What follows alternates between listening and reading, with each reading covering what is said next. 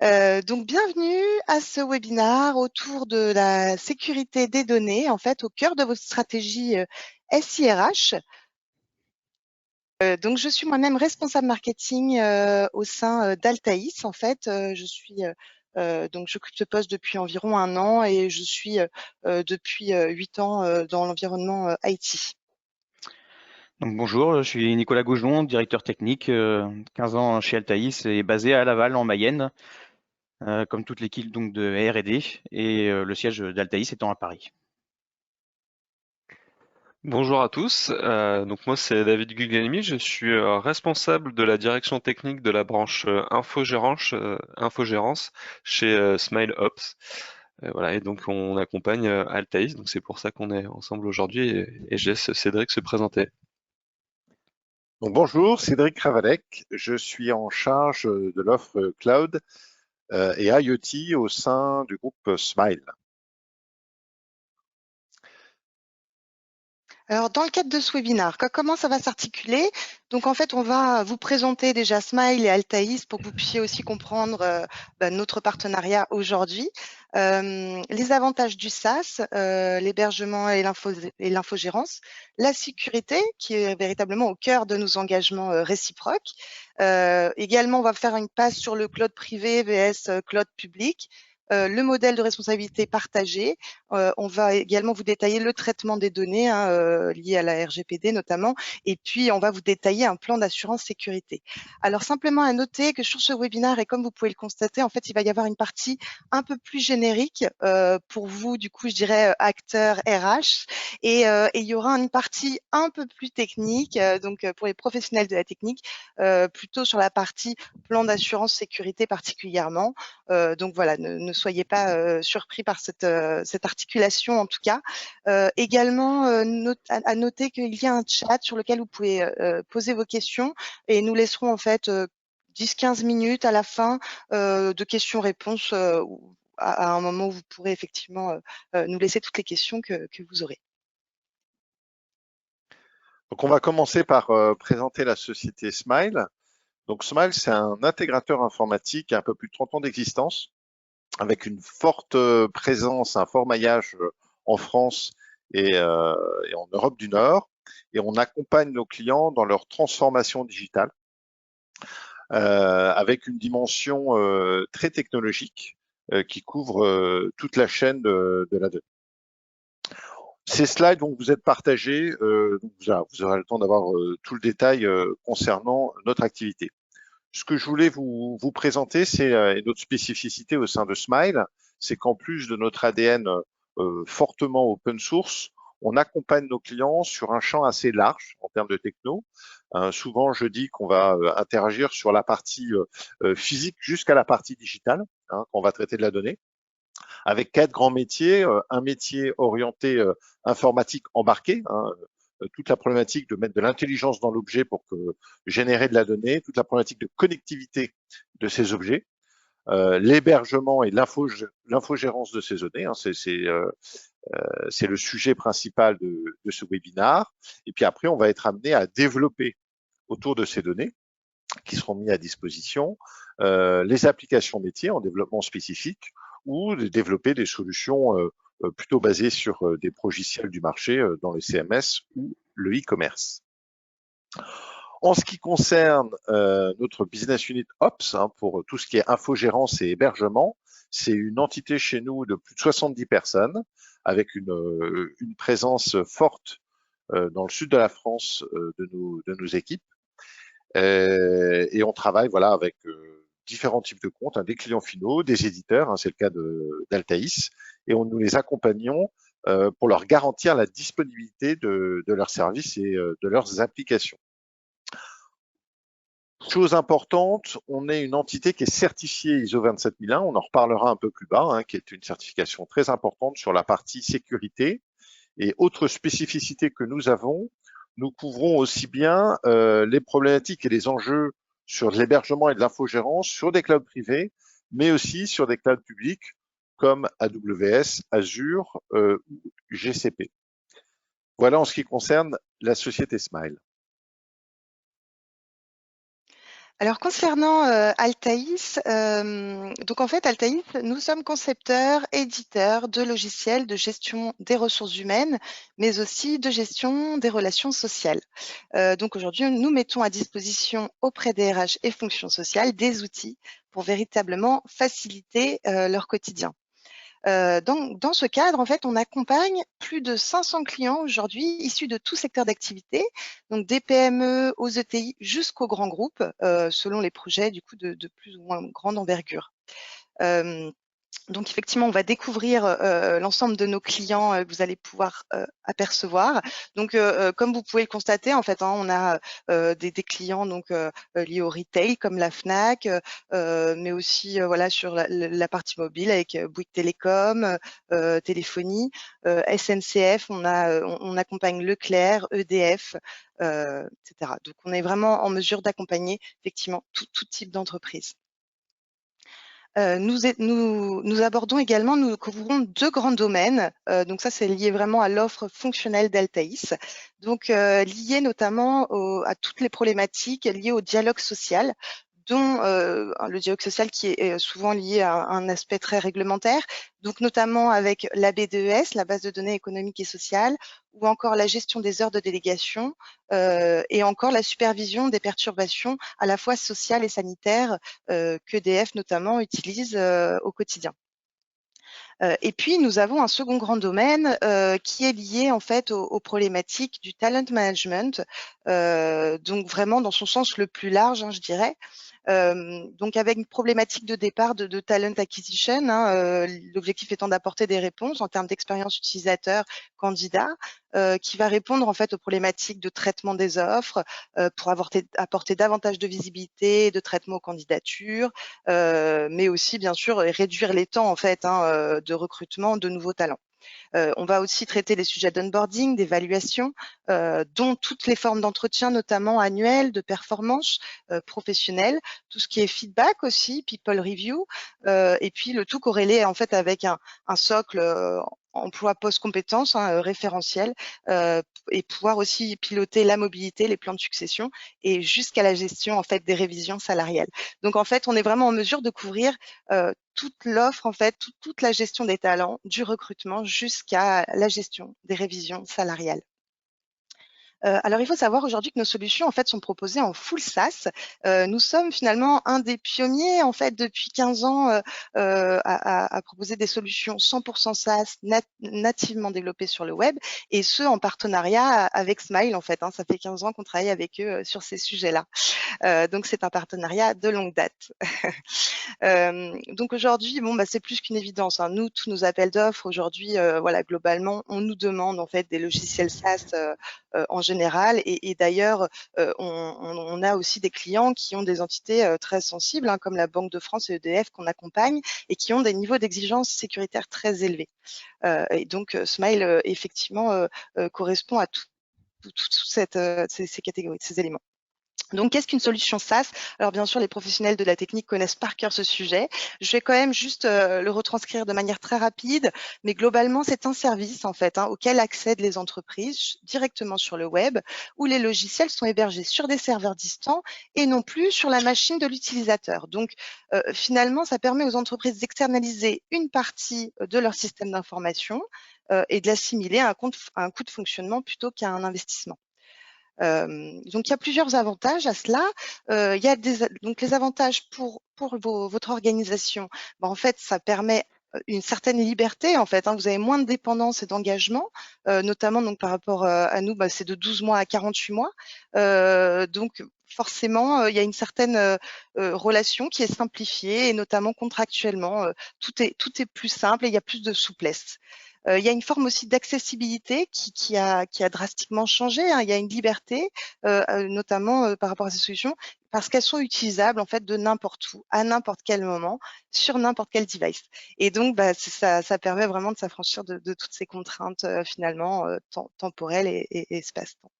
Et puis, il y a une forme de rapidité, forcément. Les déploiements des produits chez les clients sont plus rapides. Donc, de 1 à 4 mois de déploiement projet, selon les projets, bien sûr, de plus ou moins grande envergure. Il y a aussi des avantages, donc, du coup, pour les solutions Altaïs et qui vous concernent, bien sûr, directement également. En fait, aujourd'hui, on crée des solutions en fait qui sont complètement en phase avec les attentes du marché. Et comment on fonctionne? Et en fait, on constitue des groupes de travail avec nos propres clients pour co-construire nos solutions. Et finalement, nos solutions sont véritablement le fruit de réflexions qui sont finalement, je dirais, oui, en phase avec vraiment les attentes du terrain, au plus proche du terrain. Il y a aussi une partie maintenance qui est très forte, hein, parce qu'aujourd'hui, le SaaS nous permet de faire évoluer toutes les solutions Altaïs simultanément, à la fois technologiques, mais aussi métiers. Et donc, on gagne forcément en agilité, en réactivité. Et vous, ça vous permet d'être toujours à niveau avec le meilleur du standard du marché. Et seul le SaaS, en fait, peut proposer cette dynamique d'innovation. Donc aujourd'hui, ça a forcément changé drastiquement le positionnement du DSI en fait dans l'entreprise, hein, avec l'avènement du SaaS, hein, largement évolué au cours de la dernière décennie d'ailleurs. Hein. Donc ils ont des niveaux d'exigence forcément très élevés et notamment en termes d'engagement et en termes de résolution d'anomalies. Et je vais laisser Nicolas du coup vous les présenter. Oui, donc dans ce contexte de solution SaaS, nous avons donc déterminé nos contraintes en termes d'hébergement et d'infogérance. Donc, dans un premier point, et c'est bien le sujet de ce webinaire, hein, la sécurité. Donc là, on est plus dans une recherche de certification, ISO 27001, par exemple, on en vient d'en parler pour l'infogérance, mais aussi toute la partie hosting, hébergement, PCI, DSS, SSAE 116, ISO 27001 aussi. Dans un deuxième point, tout ce qui est disponibilité, qui est une contrainte forte vis-à-vis de nos clients, notamment qu'on retrouve dans tout le vis-à-vis des SLA, hein, tout simplement. Donc là, on est sur du 24/24, 7 jours sur 7. Et on est sur un taux de dispo qui est s'étend vers du 99,9%.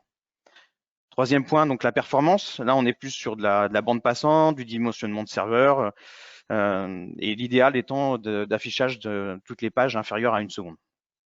Quatrième point, tout ce qui est gestion des incidents. Donc là, on est ce qu'on appelle en plus dans la GTI, hein, garantie de temps d'intervention, avec derrière des engagements de temps de résolution, voire de contournement si la résolution n'est pas si simple à mettre en œuvre. Et donc, dernier point, tout ce qui est maintenance, hein. Donc la maintenance du matériel, évidemment, avec un plan de maintenance, et tout ce qui est OS, système d'exploitation. Au regard de toutes nos contraintes, on a donc aussi évalué tout ce qui était les principales menaces.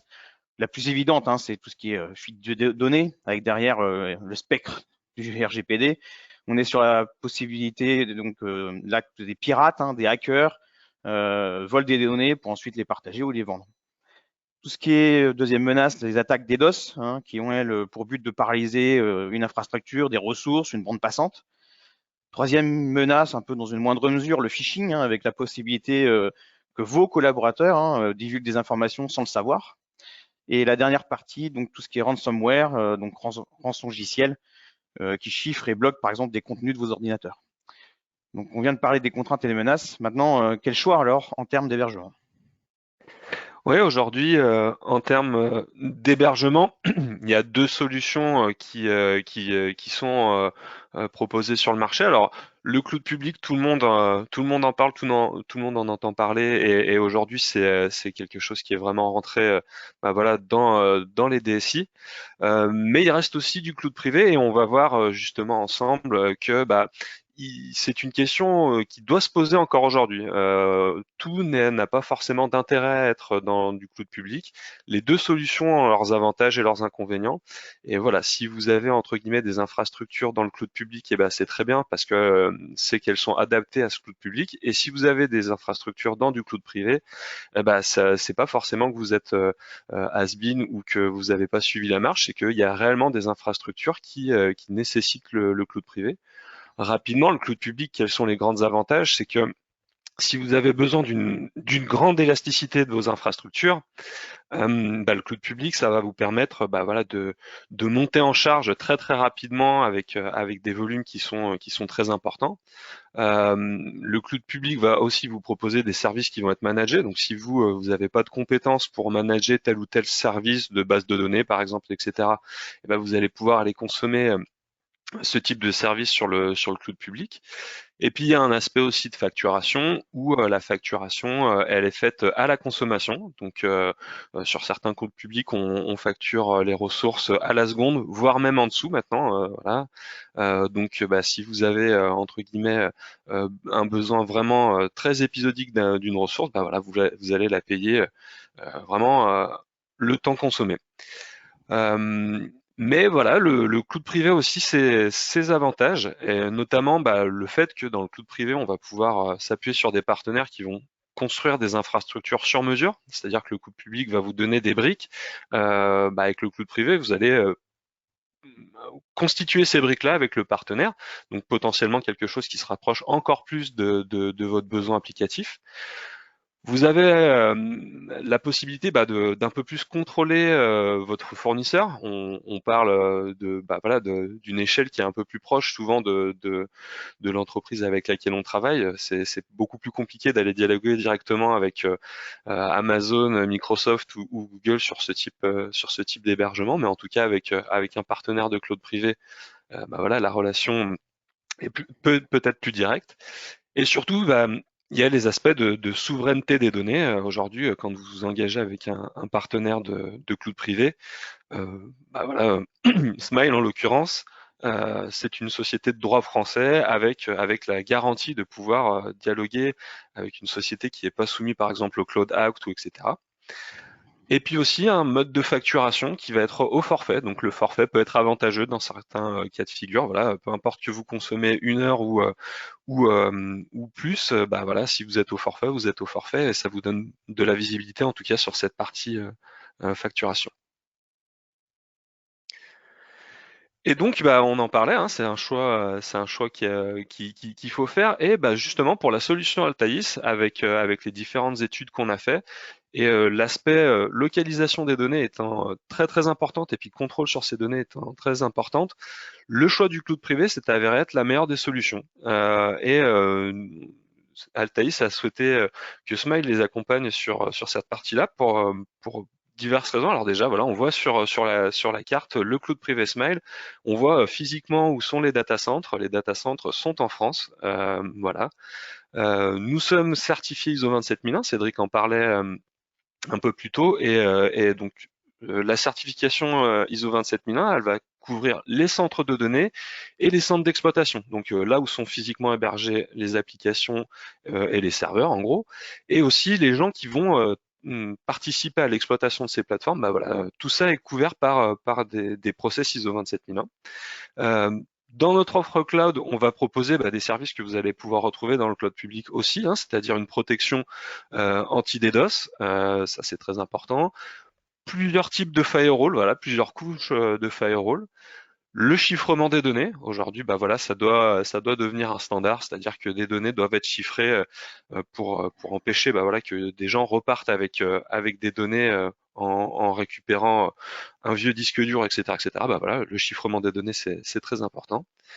Une politique qui est liée au moindre privilège, voilà, pour les utilisateurs. L'esprit, c'est de dire, on va pas sécuriser quelque chose après coup, mais on va commencer par tout bloquer et puis ensuite on ouvrira le strict nécessaire, voilà, pour gérer les aspects applicatifs. Et puis donc notre engagement aussi, ça va être de faire le suivi de sécurité de ces applications et de ce stock applicatif avec l'application des patchs de sécurité, mais on le détaillera un peu plus en détail après, sachant que tout ça est contrôlé régulièrement. Donc la certification ISO 27001, c'est quelque chose qui se renouvelle tous les ans avec un audit de contrôle.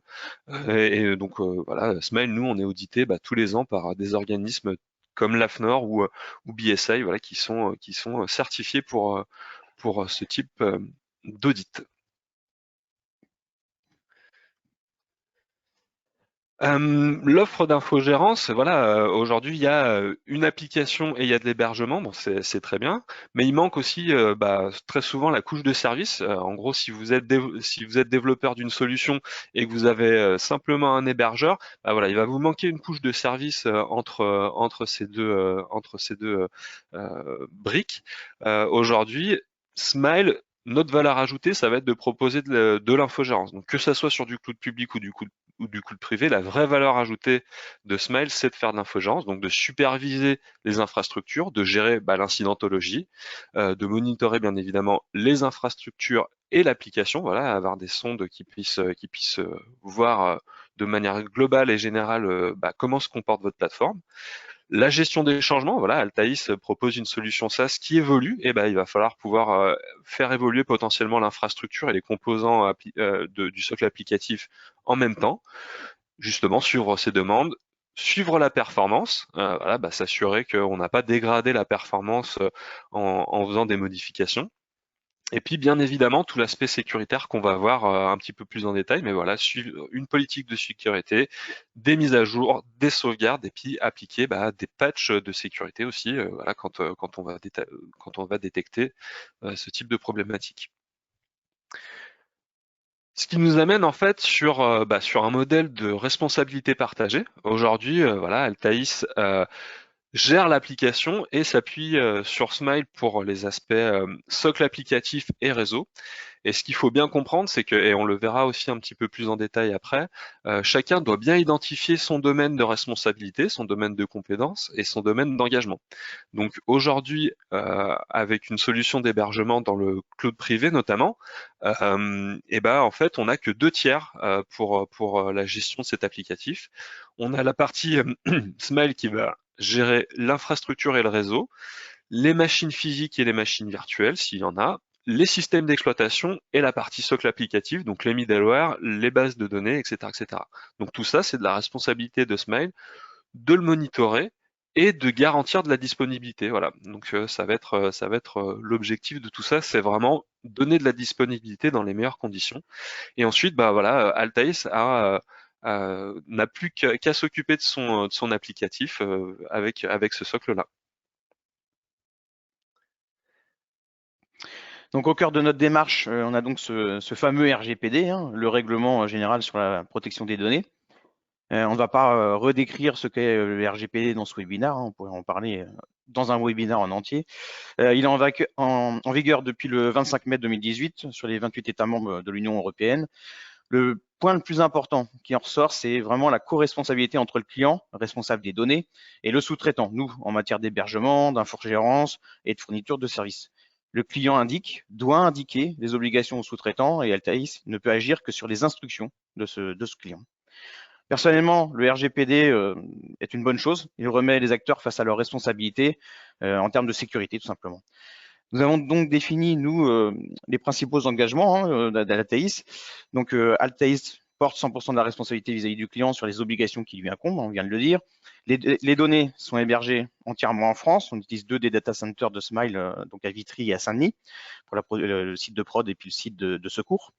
Et sinon, donc tout est infogéré par des équipes en France. Smile avec des équipes en France, donc principalement à Montpellier. Pas de traitement de vos données hors du cadre fonctionnel, ça paraît une évidence, mais en tout cas c'est le cas. Le droit à l'oubli, portabilité, consentement, donc là c'est plus avec le client qu'on met ça en œuvre, puisque pour la plupart du cas on est sur des collaborateurs.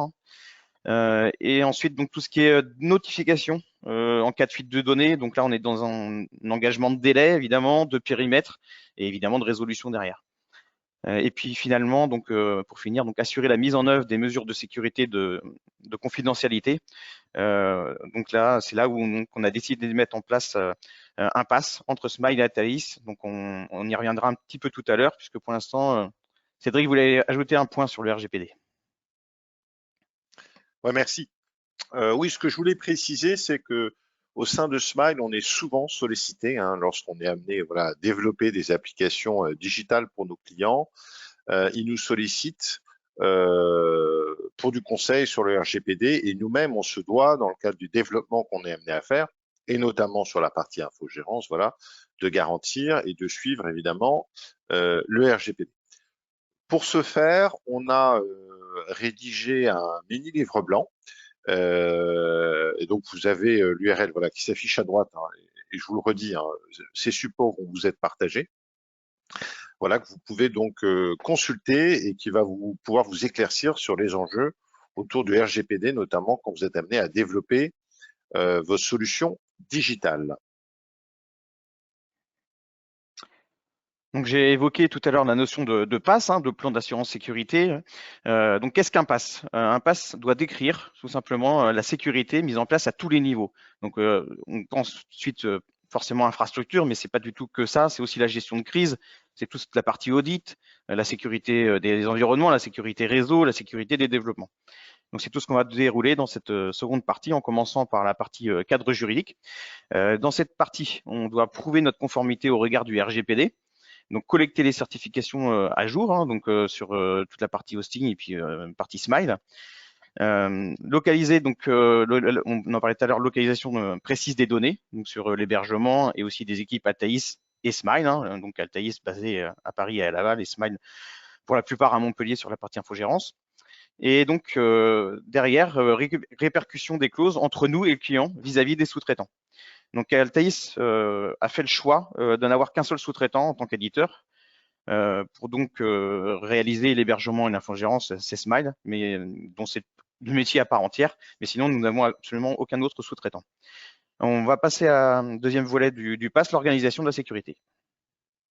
Ouais, l'organisation de la sécurité. Ce qui est important aujourd'hui quand même à prendre en compte, c'est que la sécurité, bah voilà, c'est la mission de tout le monde et ça doit inclure tout le monde. Voilà, il faut pas voir la sécurité comme une brique qu'on achète. La sécurité, c'est beaucoup plus que ça, c'est de la sensibilisation et ça engage le client, l'éditeur et l'infogérant. Voilà, il faut pas oublier que chacun doit avoir ses engagements sur ces aspects-là. Là, on parle d'une solution PaaS, donc il y a pas mal de problématiques qui vont pouvoir être mitigées avec une solution PaaS. Mais il reste que nous tous, on doit s'occuper de notre matériel. C'est-à-dire que quand on accède à une solution, qu'elle soit une solution logicielle dans l'entreprise ou en mode PaaS, eh ben, il faut s'assurer du matériel, en tout cas, que voilà, que les devices qu'on va utiliser sont maintenus dans des conditions de sécurité correctes. Il faut aussi que les humains soient sensibilisés à la sécurité et pas que les gens techniques. Voilà, les gens qui travaillent avec ces solutions doivent avoir des notions de sécurité ou en tout cas doivent être sensibilisés aux enjeux de la sécurité. Et ça, voilà, c'est tout le monde qui doit entre guillemets intervenir là-dessus. Ensuite, eh ben, vous avez les éditeurs comme Altaïs qui, bah, eux, vont s'occuper de la sécurité du logiciel et des documents. Par exemple, bah voilà, dans la solution Altaïs, vous allez stocker de la documentation, etc. Bah voilà, s'assurer que tout ceci soit récupéré et consultable de façon sécurisée. Et puis ensuite, bah voilà, vous avez la partie hébergement infogérance où là, on va nous traiter de la sécurité physique, de nos data centers, etc. On le détaillera un petit peu plus en détail, mais aussi la sécurité des données en transit et de tout ce qui est immatériel. Donc voilà, tout ça, c'est une sécurité qu'il faut voir de façon globale avec la mobilisation de tous les acteurs sur ces aspects-là. Oui, sur ce volet audit. Merci. Sur ce volet audit, donc tout d'abord, on permet à nos clients de nous auditer en facilitant l'audit. On signe d'abord une lettre tripartite entre le client, nous et puis l'auditeur, avec in fine, donc à la fin de l'audit, un éventuel plan d'action. Sinon, comme vous pouvez le visualiser, donc l'AFNOR et BSI audit donc la partie Smile, et nous, on est audité par nos clients, par exemple dernièrement par Orange Cyberdéfense, par Thales, voilà. Sinon, on a aussi été audité par un PAS qu'on a mis en place entre un grand compte et nous. Donc, c'est la société Wavestone, qui est une société PASI reconnue par l'ANSI. Donc voilà, c'est une grosse audit d'un PAS pour le coup, comme exactement ce qu'on est en train de reprendre ici. C'est audit à tous les niveaux. Et Smile d'ailleurs a été audité via ce PAS aussi. À noter aussi qu'une société tierce nous audite au moins une fois par an, et donc principalement des tests de vulnérabilité. Voilà, donc on va pouvoir passer à la partie plan de continuité de service. Ouais, donc, un élément important du plan de continuité de service, ça va être déjà de définir vos objectifs et puis d'analyser vos risques. Voilà, vous devez faire sur ce type de problématique une introspection pour savoir quels sont vos risques, qu'est-ce qui vous impacterait le plus et définir vos priorités. Ça, c'est très important quand on va vouloir créer un plan de continuité de service, c'est de savoir quels sont les services, enfin quels sont les services vitaux pour pouvoir continuer à travailler. Alors peut-être en mode dégradé, mais en tout cas, voilà, bien identifier tout ça. On en parlait un petit peu avant, mais ce qui est très important, c'est de sensibiliser l'ensemble des acteurs. Voilà, quand on a un plan de continuité de service qu'on va devoir déclencher, il faut que tous les acteurs soient sensibilisés, que chacun comprenne son rôle. Tout ça, ça implique bien évidemment d'avoir des procédures et puis de déterminer surtout dans quelles conditions et quand on déclenche son PSA ou la bascule sur un PRA. Parfois, on va trouver des gens qui vont mettre en place des PSA et des PRA, mais par contre, ils n'auront pas défini quand est-ce qu'on le déclenche? C'est-à-dire, est-ce qu'on le déclenche quand on a 1 heure d'indisponibilité ou 3 jours? Bon, voilà, il faut trouver, les bons leviers et tout, en tout cas bien définir ce qui nous permettra de déclencher ce PCA, avoir cette bascule sur un PRA. Il faut exporter bien évidemment les données. Il faut que les données qu'on manipule au quotidien soient répliquées sur le site distant, qu'elles soient à jour, parce qu'avoir une application avec des données qui sont obsolètes, ça vous apportera pas forcément grand chose. Et puis aussi très important, et ça c'est souvent le point qu'on néglige un petit peu, mais c'est de tester son PRA, voilà, de faire des scénarios dans le cas où on aura un élément de crise. Donc on détermine que voilà, on a une coupure internet, voilà. Coupure internet à l'agence, et comment est-ce qu'on bascule sur une autre solution, comment est-ce qu'on accède aux outils, et puis voilà, comment est-ce qu'on répond à cette problématique-là.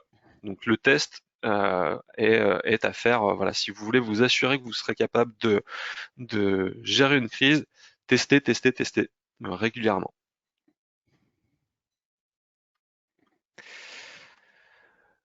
Et donc, on va avoir aussi, bien évidemment, besoin de gérer la sécurité des environnements, alors que ça soit sur le PRA ou sur la production, on doit avoir les mêmes engagements et les mêmes exigences de sécurité. Aujourd'hui, le plus important, c'est d'essayer de traiter une menace avant qu'on y soit confronté. Donc nous, chez Smile, on va apporter beaucoup de temps et beaucoup d'intérêt à la veille de sécurité.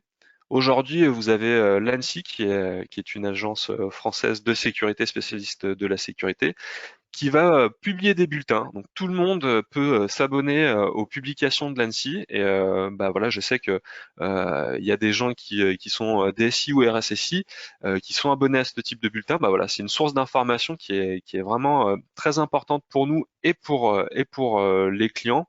Voilà, savoir quelles sont les menaces du moment, quelles sont les problématiques auxquelles on peut être confronté. Voilà, abonnez-vous au bulletin de l'ANSSI, vous allez trouver une source d'informations très précieuses.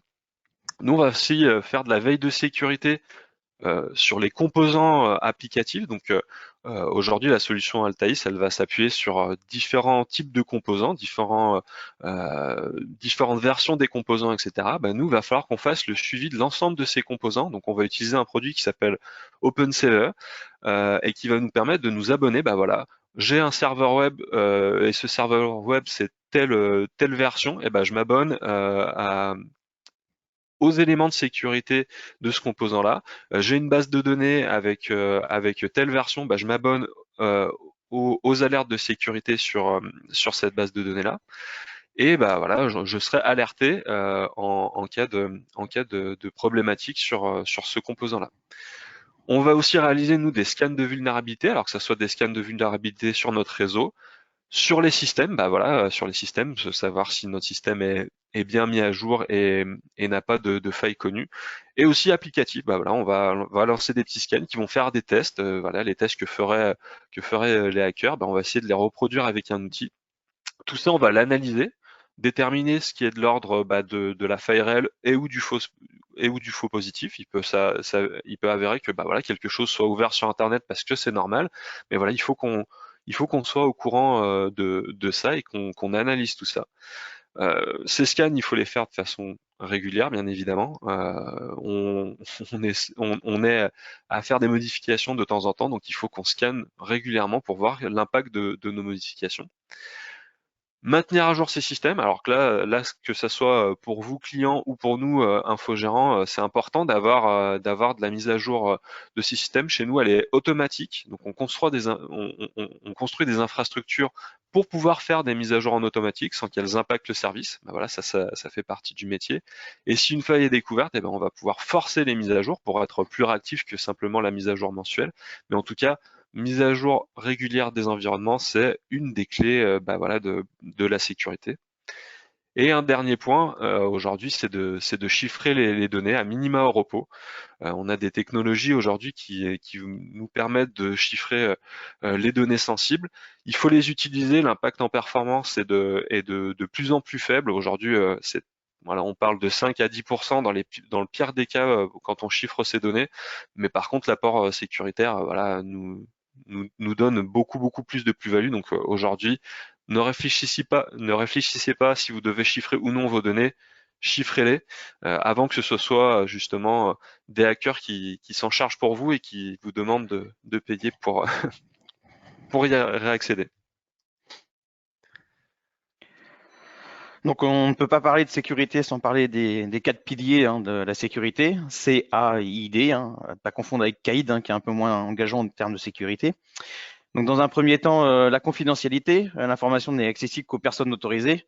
On en a parlé tout à l'heure, le principe de moindre privilège, quels sont les acteurs, sur quel périmètre, des environnements dédiés à chaque client. L'authenticité, authentification des utilisateurs, gestion des accès, administrateurs, journaux. Là, on peut parler aussi de SSO qu'on met en place pour de nombreux clients. Et sinon, c'est des accès par login password.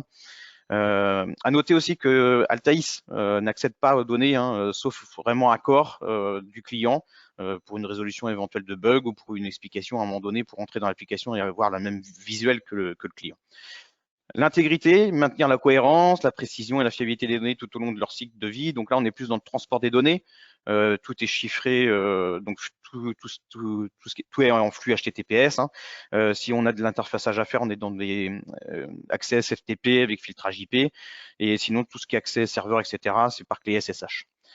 Et puis pour finir, donc la disponibilité. Donc on a parlé aussi en redondance, sauvegarde. Donc ça, c'est le cadre du SLA avec un 24-24-7-7, tendre vers 99,9% et avec des comptes rendus éventuels en cas d'incident.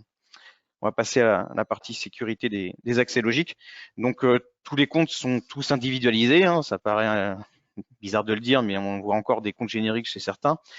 Définition des profils dans l'application, administrateur, utilisateur 1, 2, donc par exemple pour le recrutement, c'est les recruteurs tout simplement. Politique de gestion des authentifiants pour tous les types de profils.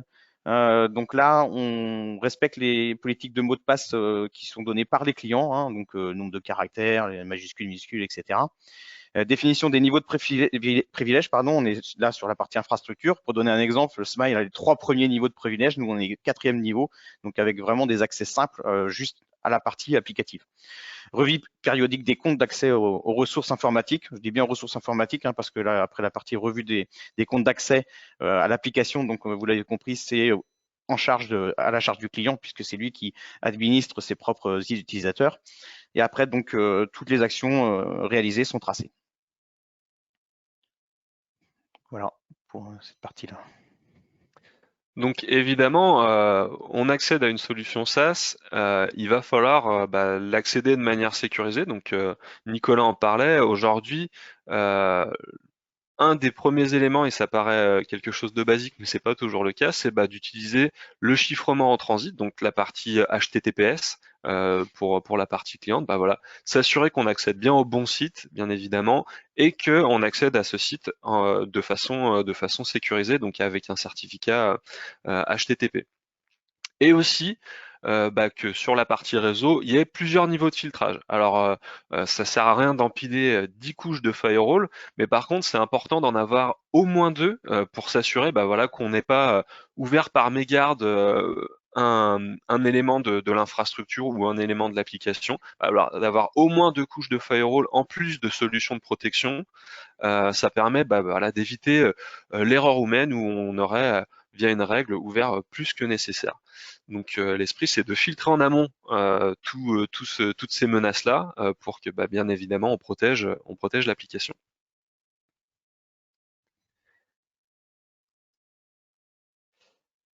Et on a aussi un aspect voilà, de sécurité physique sur nos data centers. Voilà, vous pouvez être confronté à ces problématiques si vous avez une salle serveur dans vos locaux. Bon bah voilà, nous on va travailler avec des centres de données pour tout cet aspect-là, voilà, pour que tout soit en l'état de l'art pour l'accès physique aux données. C'est une menace qui peut arriver, voilà, des gens qui récupèrent des PC ou qui récupèrent des disques durs et puis qui vont ensuite aller rechercher des éléments dessus pour pouvoir les revendre, des numéros de carte et des comptes utilisateurs, ça peut arriver, voilà. Donc sécuriser physiquement son infrastructure, c'est très important. Donc nous on travaille avec des data centers, on a tous nos serveurs qui sont dans des cages où nous sommes les seuls à avoir accès. Voilà, il faut arriver avec des badges et s'authentifier nominativement pour accéder au centre de données. Donc on sait qui, quand et à quelle heure était présent à proximité des machines physiques. Il faut de la télésurveillance, bien évidemment, et des centres de contrôle dans ces data centers. Bah voilà, nous on travaille notamment avec Equinix sur Paris. Bah voilà, il y a en 24 heures sur 24, il y a une personne qui va vous accueillir et vous demander entre guillemets, bah voilà, de vérifier votre accès et savoir si vous y avez accès et tenir aussi un registre. Voilà, c'est très important d'avoir un registre qui soit à jour.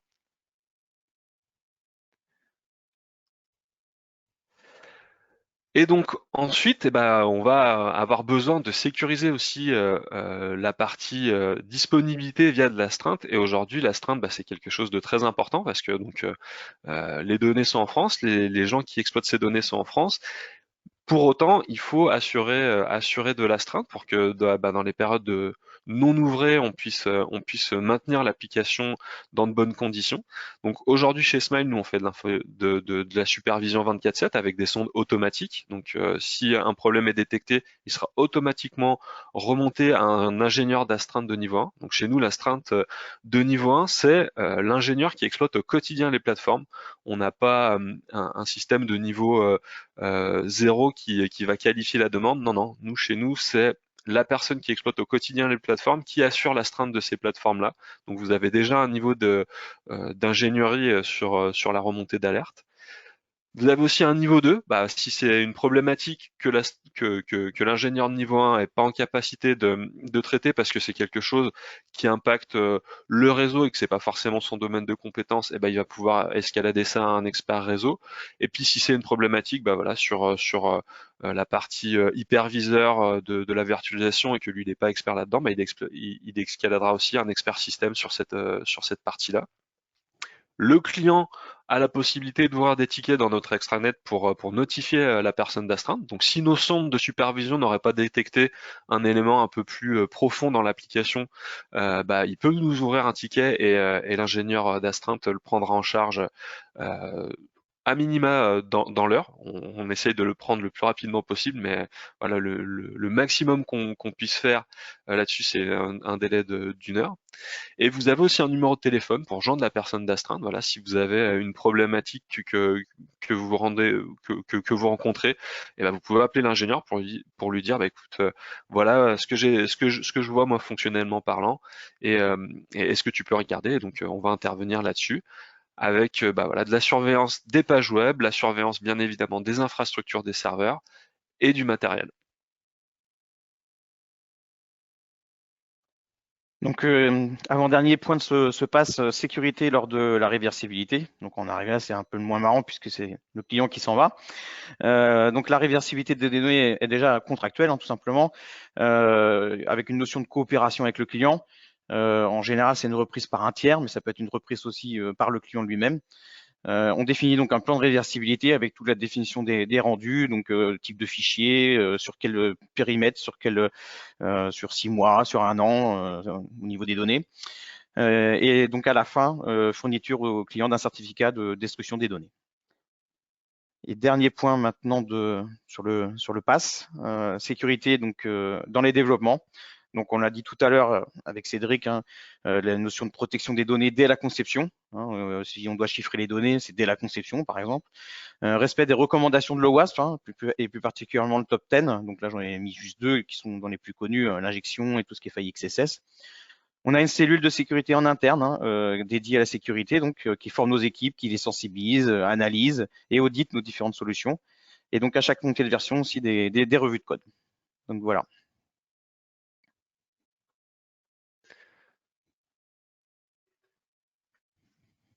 Donc voilà, Alors, juste pour conclure un petit peu là-dessus, c'est que voilà, on a vu dans tout ce qu'on a détaillé dans le plan d'assurance sécurité que réellement, voilà, tout le monde doit avoir ses propres engagements, tout le monde doit être impliqué, et que aujourd'hui la sécurité c'est pas quelque chose qu'on doit faire après avoir développé un service, une solution, c'est vraiment by design, comme le slide précédent le disait. Il faut intégrer la sécurité dans nos projets si on veut arriver à un niveau cohérent de sécurité. Alors, est-ce que vous avez des questions? Voilà, on a conservé un temps de questions-réponses. Alors, on en a 3 déjà qu'on relève sur le chat. Alors, peut-on récupérer les résultats de vos tests de vulnérabilité annuels? Alors, nous, on ne fournit pas les tests de vulnérabilité. Par contre, on fournit une lettre de l'auditeur avec tous les tests réalisés, donc et avec les outils utilisés, etc. Et nous, c'est à l'identique hein, sur la partie infrastructure. On va demander à l'auditeur justement de rédiger un bilan et l'auditeur bah, voilà, nous fournit ce bilan et ça, c'est un bilan qu'on fournit bien évidemment à la demande bah, de nos clients. Donc voilà, donc on n'aura pas tous les points qui ont été audités, mais en tout cas, on a une lettre de bilan avec le niveau global de sécurité et éventuellement, bah, s'il y a des choses à corriger, ils peuvent apparaître dans cette lettre de bilan en disant, bah voilà, sur tel élément, il faudra qu'il y ait des actions entreprises et nous on tiendra au courant bien évidemment bah, voilà, de l'avancée de ce plan d'action sur tel et tel élément. Alors, on a une seconde question. Vous parlez du CAID, du CAID, mais il n'y a pas de critères sur la traçabilité. La traçabilité, c'est dans la partie intégrité en fait. Et enfin, donc je suppose que Smile met en place une solution d'EFA pour l'authentification. Pouvez-vous nous dire laquelle? Alors, on en a plusieurs. Alors, ça dépend du type d'accès qu'on va devoir donner. Mais sur l'aspect authentification de nos administrateurs, on va travailler avec des clés. Voilà, des clés de chiffrement. On travaille avec zéro mot de passe, hormis des mots de passe qui sont nécessaires pour l'applicatif. Mais en tout cas, voilà, on travaille avec des clés de type GPG, avec des clés de type SSH, au travers de Bastion. Donc voilà, toute cette chaîne de sécurité, c'est pas de mot de passe, mais des clés sécurisées pour nos administrateurs. D'accord. Est-ce que du coup, vous avez d'autres questions? Alors, je n'en vois pas, mais voilà, n'hésitez pas. En tout cas, c'est le moment. Bon, en tout cas, n'hésitez pas. On vous a intégré en fait nos contacts à la fin de la présentation. Si vous souhaitez effectivement prolonger les échanges, en fait, hein, que ce soit côté Altaïs, SIRH, si vous souhaitez effectivement qu'on vous fasse une démonstration contextualisée à votre organisation sur la partie SIRH, voilà, et vous pouvez être rassuré en tout cas sur cet aspect sécurité qu'on continue en fait d'aborder avec Smile. Et puis, si vous souhaitez de la même manière contacter directement Smile sur les sujets un peu plus sécurité. Merci à tous. Merci à tous. Merci pour votre participation. Et puis, on vous souhaite une très bonne journée et n'hésitez pas effectivement à nous contacter si besoin. Très bonne journée à vous. À bientôt.